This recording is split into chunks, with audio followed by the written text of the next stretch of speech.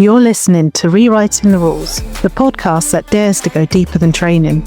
I'm Bethany Bell, creator of the Canine Dialogue Dynamics method, and this is where behaviour meets relationship, science meets the soul, and obedience takes a backseat to understanding. Let's change the conversation. Welcome back to Rewriting the Rules. Today we're going to talk about something that doesn't get spoken about nearly enough in the dog world, grief. And not just our grief, theirs. Because when a dog loses another dog, a person, or even another animal that they live alongside, something shifts in their world. And sometimes those shifts are subtle, and sometimes they're profound. We tend to focus, understandably, on our own heartbreak, on our own loss, on the space that now feels empty in the house. But for dogs, loss is not abstract. It is the sudden disappearance of a co-regulator, a companion, a routine, a scent, a rhythm. And their nervous system feels that absence deeply.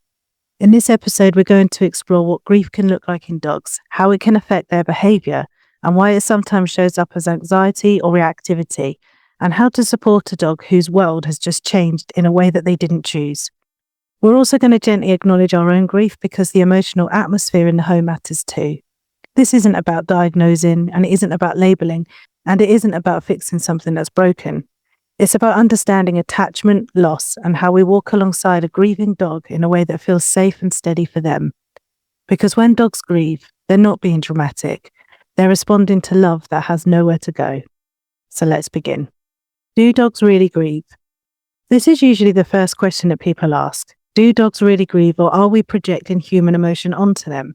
And it's an important question, because grief at its core is not uniquely human.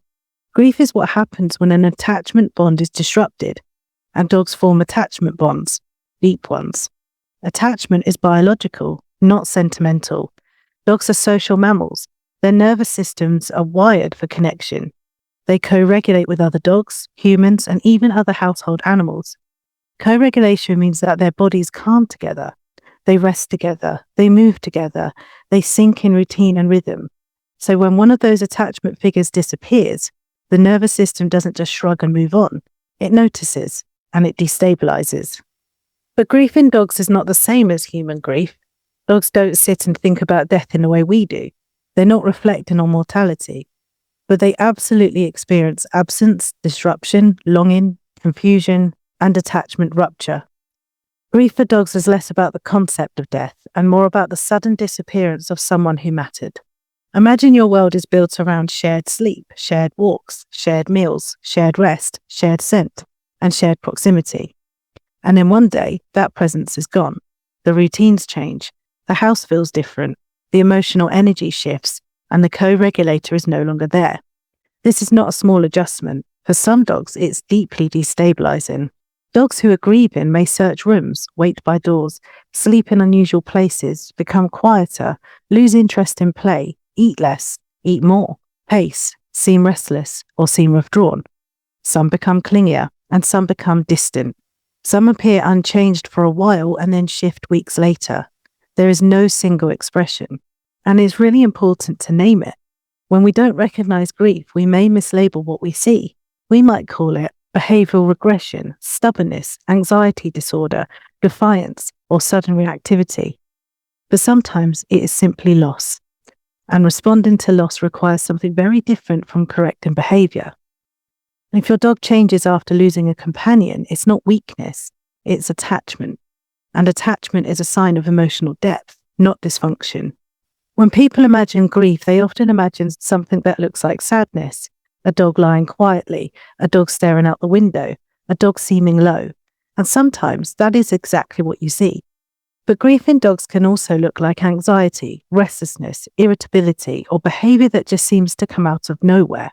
It can show up in the body, in the nervous system, and in everyday rhythms of life. So I want to go through what grief can look like in a detailed real-life way, because recognising it is often the difference between supporting a dog through a season of loss and accidentally applying pressure that makes things harder. So sometimes we get searching behaviour. Where did they go? A lot of grieving dogs will search, not in a dramatic way, but in a repetitive, purposeful way. They may check rooms where the lost companion used to sleep, stand near doors or gates, wait near windows, revisit familiar spots on walks, sniff areas more intensely, patrol parts of the house, or wander from room to room and struggle to settle. This behaviour is easy to misread as restlessness, boredom, or attention-seeking, but often it is the dog doing what makes sense to them. Their companion is missing, their world is not adding up, and they're looking for the pattern to return. And if you've ever lost someone and found yourself reaching for your phone to message them, then immediately remembering that you can't, you'll also understand the feeling behind it. It's heartbreaking. But it's the nervous system trying to restore what was once normal. There may be changes in appetite. They may have less interest. They may be a bit picky when they're eating, or sudden intensity. Grief can change appetite in different directions. Some dogs eat less, pick at their food, refuse meals, or lose interest in treats, while others eat more quickly, become more possessive, or seem urgent around food. Both can be grief-related. Loss creates stress, and stress changes digestion. Stress changes nervous system state. Appetite is often one of the first things to shift when a dog is emotionally unsettled. It doesn't always mean illness, but it should always be noticed and taken seriously, especially if it persists. Then we have changes in sleep and rest. We can have restlessness, clinginess, and sleeping in unusual places. Sleep is deeply tied to safety, so a grieving dog might struggle to settle at night, wake up more often, follow you around more, sleep closer than usual, move sleeping locations repeatedly, or avoid places that they used to sleep. Some dogs will sleep more than normal too, almost as if the body is trying to shut down and recover. Both patterns can be normal after loss. What matters is recognizing that the dog's resting system has now been disrupted, especially when the dog who died was the one they slept next to. If two dogs always curled together and now one is gone, the surviving dog may not know where to put themselves, so the house can feel too quiet, too open, or too empty. There may be clinginess or withdrawal, two different grief styles. Dogs also grieve differently. Some become clingy. They may follow you from room to room, insist on touch, become distressed when you leave, watch you more closely, or try to stay physically connected. Whereas other dogs withdraw. They may seek solitude, avoid interaction, stop initiating play, seem emotionally flat, or choose distance. Neither response is wrong.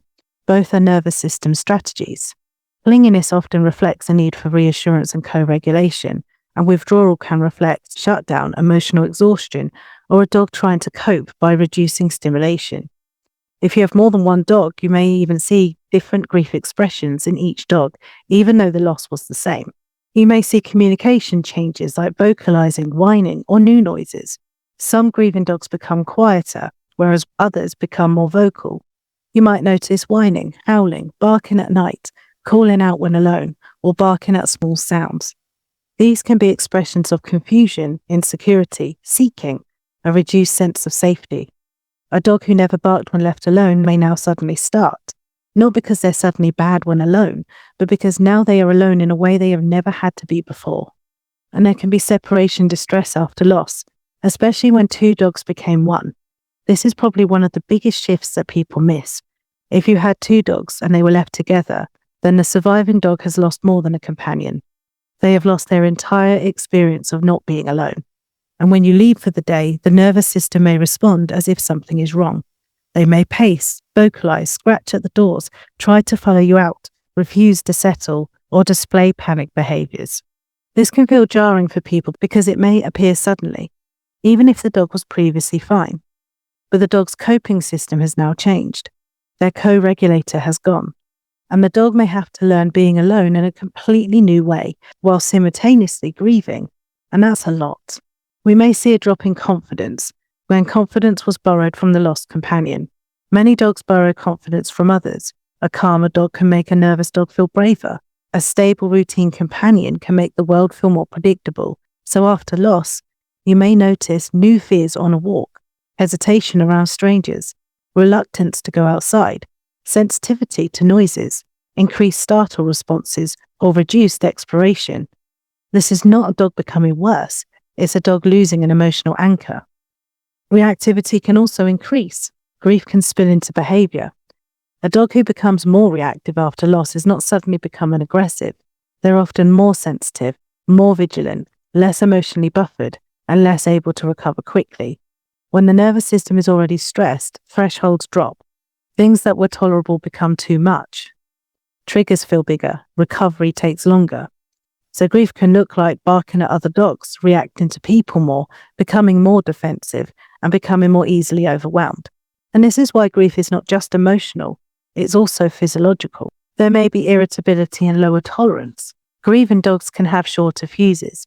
Some dogs become less tolerant of touch, interruption, other animals, noise, children, or busy environments. They may move away more, grumble or growl when bothered, snap at another dog more quickly, or seem moody. This is often stress and grief combined. When the nervous system is carrying loss, there is less room for extra demands. And there can also be a regression in life skills, not because the dog's forgotten, but because capacity has now changed. A dog may suddenly pull on the lead more, struggle with waiting, struggle with settling, ignore cues that they used to respond to, or struggle with impulse control. And this can feel frustrating, but it is often a sign that the dog's nervous system capacity is now lower.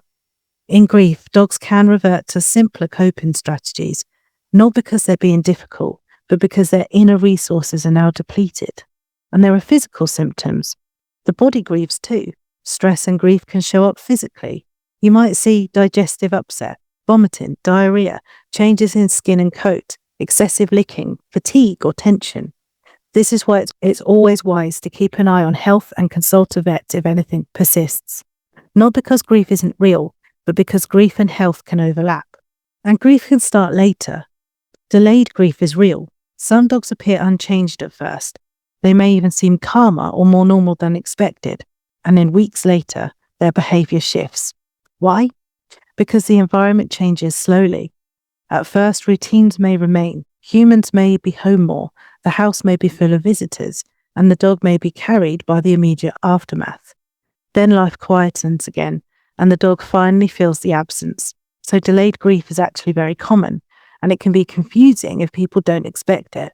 Grief in dogs is not one behaviour, it's a nervous system response to loss. It can look like sadness, but it can also look like anxiety. It can look like withdrawal, but it can also look like reactivity. And it can look like clinginess, but it can also look like independence. And none of these are signs that your dog is broken. They are signs of your dog adjusting to a world that no longer makes sense to them in the same way as before. So let's look at when they lose another dog and they suddenly become the only one. Losing a human is one kind of loss, but losing another dog can be a very specific, very destabilizing kind of rupture, because dogs don't just coexist, they co-regulate. When two dogs live together, especially long term, they often develop shared rhythms. They sleep together, wake together, move through the house together, watch the environment together, respond to sounds together, and rest in proximity. Even if they were not constantly playing or interacting, their nervous systems were aware of each other. The presence of the other dog provided background safety. Think of it like this. You may not actively talk to someone in the room all of the time, but their presence changes how your body feels.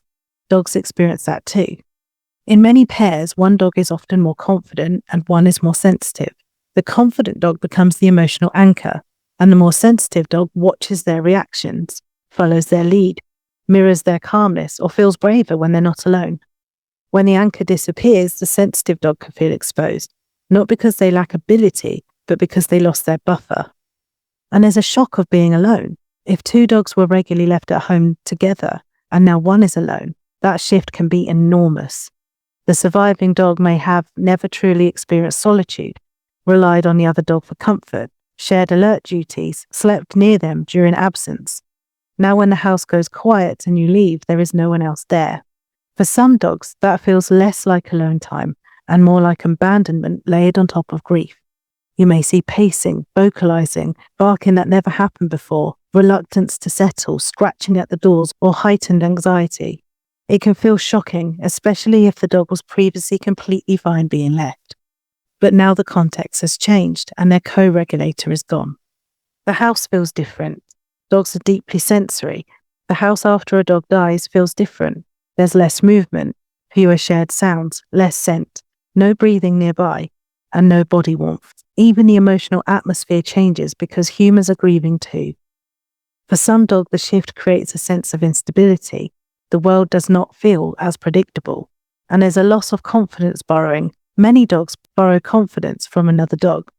On walks, you may notice hesitation where there was none before, new sensitivity to noises, reluctance to approach other dogs, pulling closer to you, or freezing more often. It's not that the dog has now suddenly become anxious, it's that their borrowed confidence disappeared. Now they must generate it internally, and that takes time. Some guardians are surprised to see when reactivity increases, fear responses intensify, separation distress appears, clinginess increases, or even irritability towards other dogs. This does not mean that the surviving dog was secretly unhappy all that time. It means their nervous system is now adjusting to loss, and adjustment can look messy. Sometimes people say they didn't even seem that bonded, but bonds don't always look like play or affection. It can look like quiet coexistence, parallel rest, shared spaces, routine. Sometimes the dogs who seemed neutral were deeply attached in quiet ways. And there's often a pressure to fix it quickly. After losing one dog, people often feel pressure to stabilize the remaining one quickly.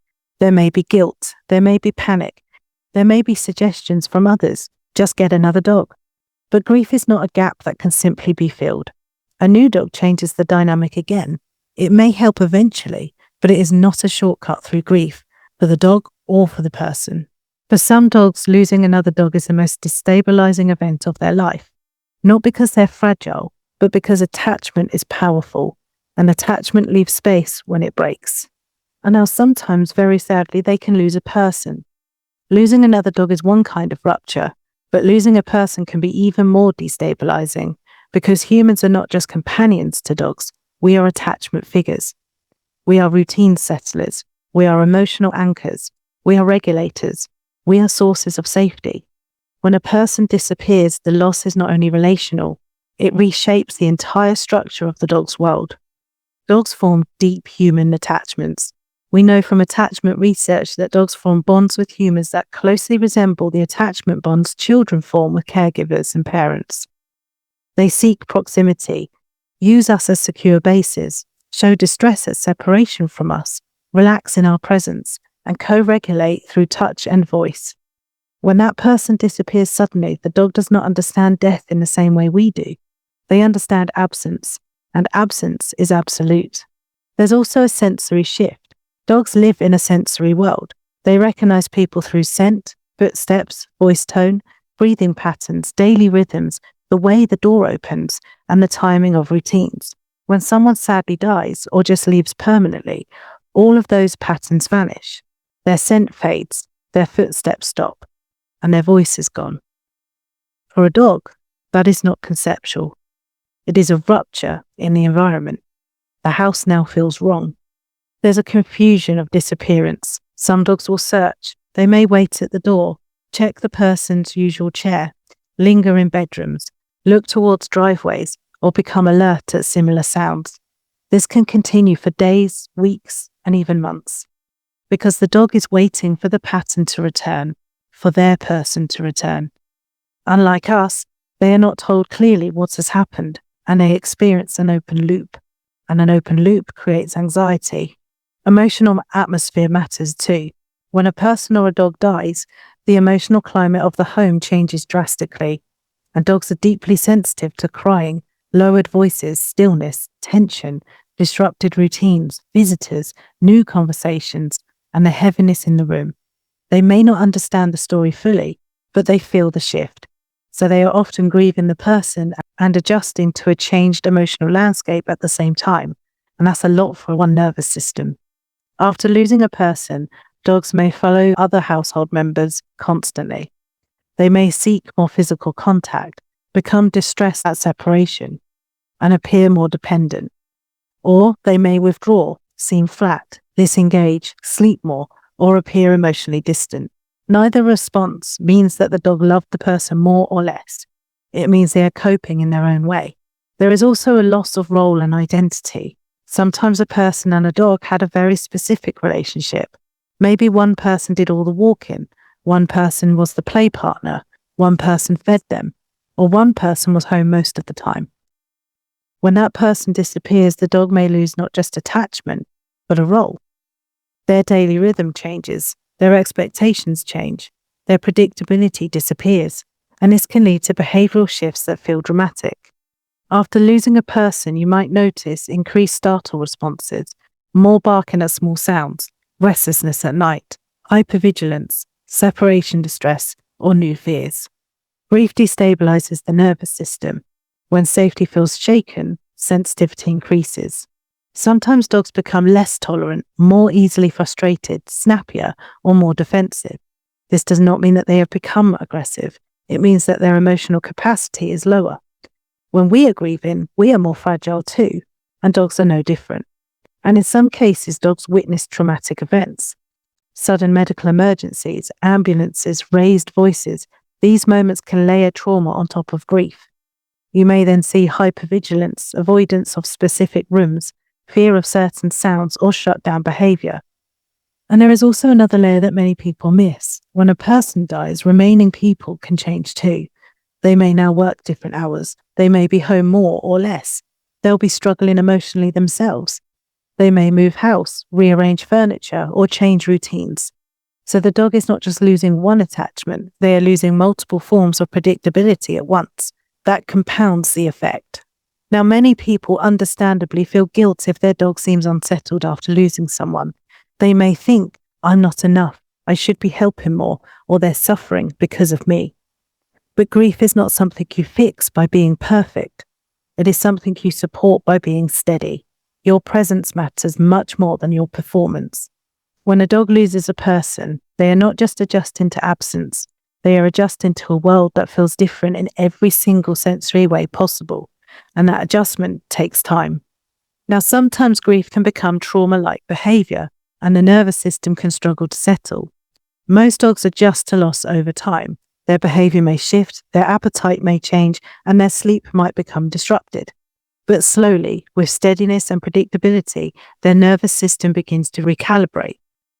However, in some cases, grief does not simply look like sadness or temporary disruption. It can begin to resemble trauma. And this is because the nervous system experienced something overwhelming. Now, grief and trauma are not the same. Grief is an attachment response. Trauma is a nervous system response to overwhelm. But they can overlap.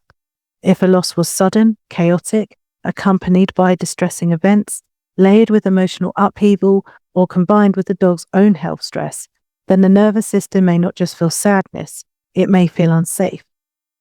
So what can trauma-like behaviour look like? Again, we're not diagnosing PTSD in a clinical sense, but trauma-like patterns can emerge. It is likely that dogs can get PTSD, and I tend to agree with that stance by working with many dogs with PTSD symptoms. You may see exaggerated startle responses, hypervigilance, difficulty settling, scanning behaviour, increased sensitivity to noise, new avoidance behaviours, sudden fears of previously neutral environments, freeze responses, shutdown behaviour, or heightened reactivity. These behaviours are not dramatic displays of grief. They are nervous systems stuck in protection mode. There is a difference between sadness and hyperarousal. A grieving dog may be quiet and withdrawn. A traumatized nervous system is often tense and alert. For example, grieving alone may look like sleeping more, reduced play, or slower movement. But trauma may look like pacing, panting without heat, scanning rooms, barking at small sounds, or struggling to rest even when tired. The key difference is regulation. Can the dog settle, or does the body seem stuck in vigilance? And there's an impact of witnessing death. Some dogs witness a collapse, a medical emergency, loud distress, ambulance arrival, crying, or frantic energy. Dogs absorb emotional tone and body language intensely. They may not understand what happened, but their nervous system may encode the chaos. Later, this can show up as fear of certain rooms, avoidance of specific spots, distress at sirens, anxiety when somebody lies down, or sensitivity to medical equipment. These responses are not dramatic imagination, they are nervous system associations. There's also sudden environmental collapse. After loss, home changes very quickly. Furniture moves, people come and go, routines break, schedules shift, and energy is different. If multiple anchors disappear at once, the dog's sense of stability may collapse. That instability can create prolonged stress responses, especially in sensitive dogs. If a dog loses a person and then becomes hyper-attached to the remaining people in the house, you may see panic when you leave, frantic following, refusal to settle alone, destructive behaviours, or loud vocalizing. This is not manipulation, it's an attachment alarm. The nervous system has already experienced loss, and it is now trying to prevent another one. And shutdown can be trauma response. Not all trauma responses are loud. Some dogs shut down. They may sleep excessively, stop initiating interaction, move slowly, disengage from play, and avoid eye contact. This can be mistaken for calmness, but sometimes it's protective withdrawal. The nervous system is conserving energy. Some dogs develop fears that feel unrelated.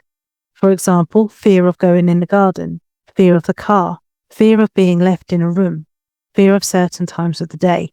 Grief can destabilize previously secure patterns. When safety feels shaken, fear can attach to new context.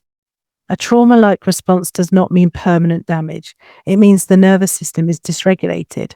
Our nervous systems can re-regulate, but they need predictability, calm routines, reduced pressure, emotional safety, and time. Sometimes they also need professional support, not because the dog is broken, but because the nervous system is simply overwhelmed. It may be time to seek additional support if behaviour escalates rather than softens, if the dog cannot settle at all, if the appetite remains disrupted long term, if aggression appears suddenly, if shutdown persists, or if panic responses intensify. Support might include veterinary assessment, pain checks, behaviour support, emotional adjustment, or sometimes medication in severe cases. Seeking help is not failure, it is care. Please do get in touch with me if you are struggling. Grief can destabilize, trauma can layer on top, but most dogs, when supported gently and consistently, find their footing again. The key is not rushing the nervous system and not interpreting fear as disobedience. So how can we support a grieving dog? When a dog is grieving, most people want to help, but they don't know what help should look like. They worry that they'll do the wrong thing. They worry that they'll make it worse, and they worry that they're missing something. So they either overdo it, trying to distract the dog constantly, or they freeze, unsure of how to respond at all. But the most helpful support sits in the middle. It's steady, predictable, and emotionally safe, and it's based on one core truth. Grief destabilizes the nervous system, so support should rebuild it safely. So we need to keep life predictable, even if it's simpler than usual. When loss happens, routines often collapse. People understandably sleep differently, eat differently, and move differently. But for a grieving dog, predictability is regulating. Now, that does not mean you need a rigid timetable. It means keeping the basic anchors familiar. Anchors such as walk times being roughly consistent, meals being roughly consistent, bedtime routines stay familiar, and the same resting spaces being available. The same calm rhythms returning each day. When routines vanish, dogs often become more vigilant. When routines return, then their bodies begin to settle. So one of the kindest things you can do is keep life simple and consistent. We need to reduce demands and lower expectations temporarily. And this is where many people do struggle, because when behaviour changes, people want to correct it. But grief reduces emotional capacity. Dogs may be less responsive, more distracted, more reactive, struggle to settle, and struggle to be alone. If we respond by adding pressure, we add stress to a nervous system that is already carrying loss. So support means temporarily lowering the bar, not letting everything go, but recognizing the dog's capacity is lower right now. A grieving dog is not a dog who needs more training. They are a dog who needs more steadiness. We also need to let proximity be a choice. Some dogs want and need closeness after loss, but others want less. The best support is not forcing either direction. If your dog seeks closeness, allow it. Allow them to rest near you. Let them follow you more than usual. Offer gentle touch if they want it. If your dog withdraws, respect that. Don't insist on interaction. Keep your presence calm and available, and allow solitude without taking it personally. The goal is emotional safety, not performance. A dog who feels they can choose closeness often relaxes faster. We need to protect rest like it's medicine. Grief is exhausting for both people and dogs. For dogs, grief often comes with more scanning, more vigilance, less deep sleep, and disrupted settle. Rest is not a luxury, it's regulation. So support means creating quiet spaces, reducing household chaos where possible, limiting visitors if the dog is struggling, allowing more sleep than usual, and not constantly trying to engage them. A grieving nervous system needs more downtime to process change. And if your dog is struggling to sleep alone, it might be time to consider having them in the room or the bed with you. We need to keep walks gentle and decompression based. Some dogs want to walk less during grief. Some dogs want to walk more. The key is to choose walks that regulate rather than drain. Supportive walks tend to be quieter routes, slower pace, plenty of sniffing, less expectation, and less social pressure. Grieving dogs often have lower thresholds. Busy places can push them into overwhelm, so the goal is not exercise, it's decompression. This may mean adjusting their social life. Some dogs may need to socialize more with other dogs, whereas others need less time with them. If your dog goes to regular training classes, it's worth looking at whether that's helping them right now or not. They may need a break, or they may need to continue that routine. We also need to support eating without pressure, because appetite changes are common. Support might look like offering food in calm spaces, reducing environmental pressure during meals, considering smaller portions more frequently, offering more variety if appropriate, and allowing them to eat at their own pace. Avoid turning food into a battle. The nervous system needs calming around eating. If appetite changes persist or weight drops, it's always wise to consult a vet because health and grief can overlap. It's also worth considering giving them extra human food, healthy, nutritious food that supports the gut microbiome because the gut and the brain are very much linked. So foods that give them prebiotics and probiotics can be very helpful. Gentle food that helps to increase serotonin. Consider nutrition that isn't just reliant on commercial dog food. Healthy human food can be a massive game changer here. And be careful with alone time, especially if the dog has lost a dog companion.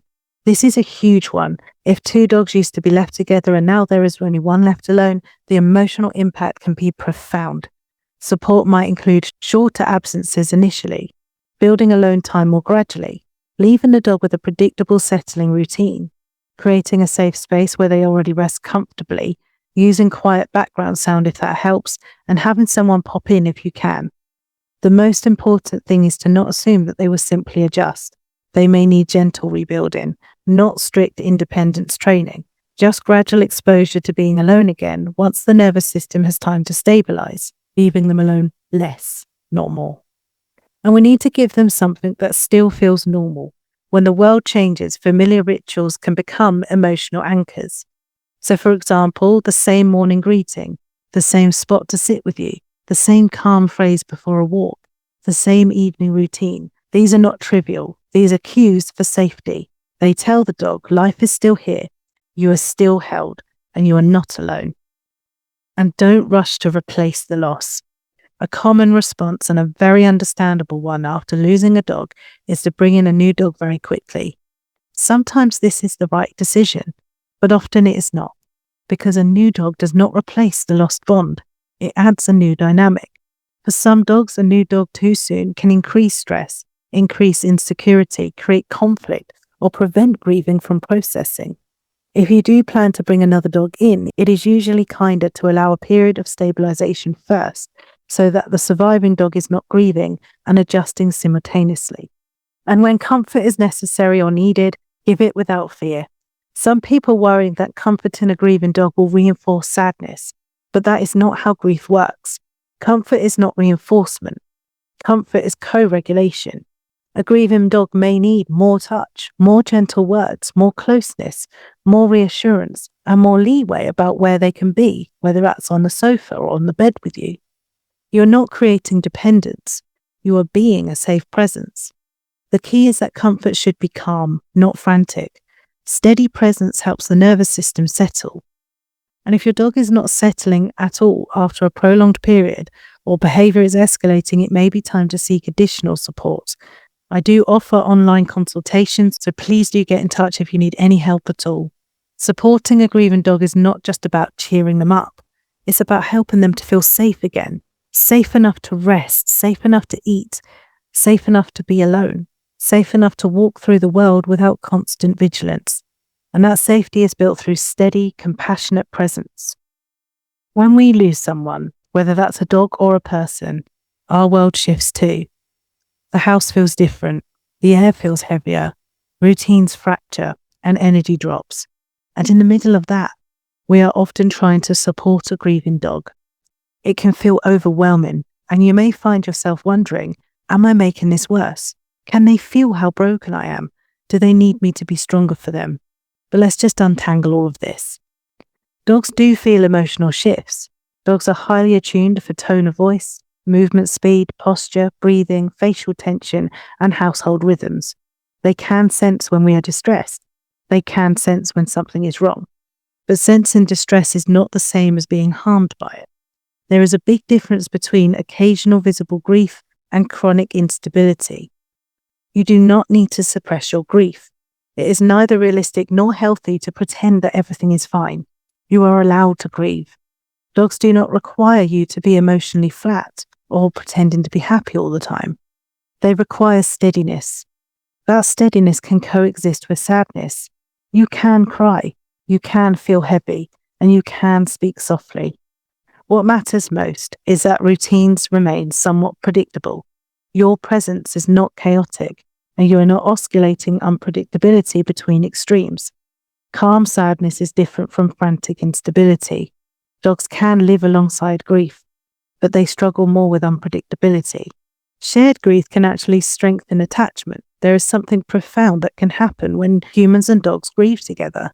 If you sit quietly together, if you walk slowly together, and if you rest near each other, that shared stillness can become co-regulation. You are not burdening them, you are bonding in vulnerability. Dogs are not confused by sadness, they are confused by inconsistency. Where dogs may struggle more is when grief can cause dramatic life shifts. For example, moving house, major routine changes, extended absences, constant visitors and disrupted sleep patterns, or suddenly being alone. It's not just the emotion itself that destabilizes dogs, it's the collapse of predictability. So if you are grieving and you are noticing life feels chaotic, try to anchor a few simple rhythms. Even small anchors help. Morning routine, evening quiet time, or walks at a similar time. Stability does not require perfection, it requires intention. And many people feel guilt after loss. This is very common, especially if the surviving dog seems unsettled or their behaviour changes or separation distress appears. Guilt can lead to overcompensation. For example, overstimulation, constant interaction when not needed or wanted, excessive reassurance, dramatically changing routines or rushing to add another dog. But overcompensation can overwhelm an already sensitive nervous system. Sometimes the kindest thing is the simplest. Be present, be predictable, be calm, and offer your dog TLC when needed. Sometimes it's letting grief exist without trying to fix it. Grief is not a behaviour problem. It's not something to extinguish. It's a natural process of adjustment. If your dog lies quietly in a space that used to belong to the lost companion, you do not need to redirect them. If they seem slower for a while, that does not mean that you must rush to cheer them up. There is space for grief without rushing it away. If your own grief feels overwhelming and daily functioning is difficult, it is important to seek support for yourself. Taking care of your own nervous system is not selfish. It supports both of you. And you deserve care too. Dogs are incredibly adaptable. They do not expect perfection, they expect safety. And safety is built from consistency, tone, rhythm, and presence. You can grieve and still be safe. You can cry and still be steady. And you can hurt and still offer comfort. One of the hardest questions people ask is, how long will this last? And the most honest answer is this: there isn't a fixed timeline. Grief is not linear, not in humans, not in dogs. Some dogs shift quickly. For some dogs, you may notice a few quieter days, slight appetite changes, or a short period of searching. And then slowly, life resumes its rhythm. They may still pause in familiar spots. They may still react subtly to reminders, but their nervous system stabilizes relatively quickly. This does not mean they loved less. Many dogs take weeks to fully settle. You might see gradual improvement in appetite, shorter searching behaviours, longer stretches of relaxed sleep, fewer moments of hypervigilance, slower rebuilding of confidence. The shifts are often subtle. You may only notice them in hindsight, and it's rarely dramatic. It's quiet regulation returning. Some dogs take months. For deeply bonded dogs or those who lost both a companion and environmental stability, grief can stretch over months. This might include long-term clinginess, slow rebuilding of alone time, gradual return to play, gradual reduction in reactivity, or occasional regressions. There can be good weeks and harder weeks, and that is completely normal. Healing does not move in a straight line. Healing is rarely a sudden return to the old dog, and sometimes your dog may never be exactly the same. After loss, some dogs do change, not always in a broken way, but in a matured way. Attachment shapes nervous systems. Loss reshapes them again. Your dog may become slightly more attached to you. They may become more sensitive. They may become calmer, quieter, or more independent. Change is not always damage. Sometimes it's integration. We need to trust the process. If you provide predictability, steadiness, gentle support, reduced pressure, space for adjustment, most dogs find their footing again. They may always carry the imprint of that attachment, but they can feel safe again. If your dog is grieving, it means they loved. If they are unsettled, it means attachment mattered. If they are slower or softer for a while, it means their nervous system is recalibrating. None of this is failure. It is depth. Grief in dogs is often quiet. It does not always demand attention, and sometimes it does. But when we understand it, we respond differently. We stop correcting. We stop rushing. We stop assuming something is wrong, and we start supporting. If this episode resonated with you and you're walking through loss with your dog right now, know that you are not alone. Attachment is powerful. Loss is real, and healing, even when slow, is possible. Thank you for listening. Thank you for caring deeply enough to ask these questions. And thank you, as always, for rewriting the rules with me. See you very soon.